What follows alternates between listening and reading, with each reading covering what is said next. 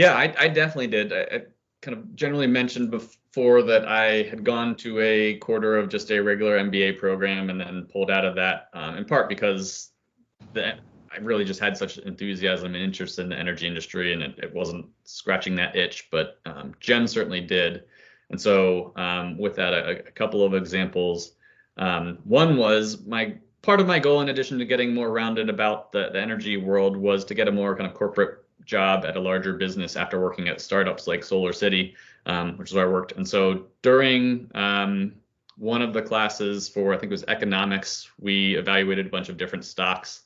I don't think Solar City was public at that time, but I had some kind of connections from working there and was interested in seeing how, when they did go public, kind of using some of the lessons learned from that class to be like, is that the right stock price and how are they going to do? And so definitely use that firsthand. And then otherwise, thinking about the going to a more larger corporate company, in between starting and completing my tenure at the GEM program, I did get a job at Xcel Energy, which was kind of one of my goals.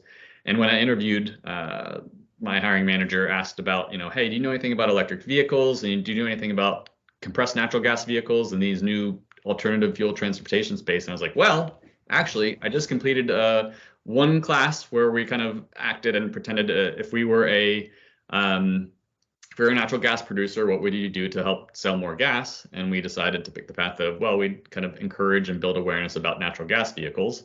And then similarly, a capstone project was about Tesla and Tesla's approach to total vertical integration, and the strategy around that. And so it was very relevant and basically is what I worked on in a somewhat different capacity, but answering on behalf of Xcel Energy.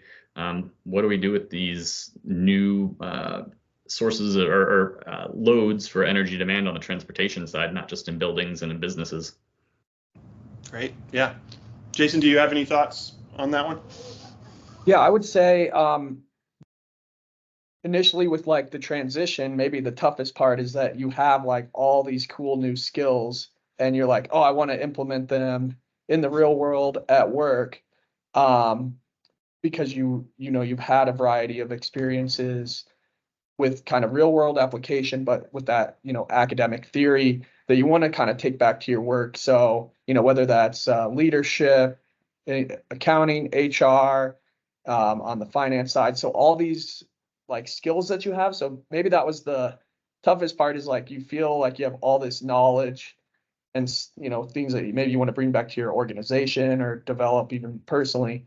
But yeah, to Eric's point, I think a lot of it really does integrate, as he said, where, you're like learning about it real time and then something at work pops up and it's like, wait a second, that is perfectly paralleling. And sometimes you can even do, depending on the project or flexibility and working with, your lecturer, you can probably integrate a work project as part of your academic classes. So, that transition, sometimes that's where I'm saying the lines kind of get blurry because it's almost paralleling your professional experience, depending on how you do it. And I think a lot of times your classmates and even lecturers are totally open with the real world application of something going on at work or an idea that you have personally.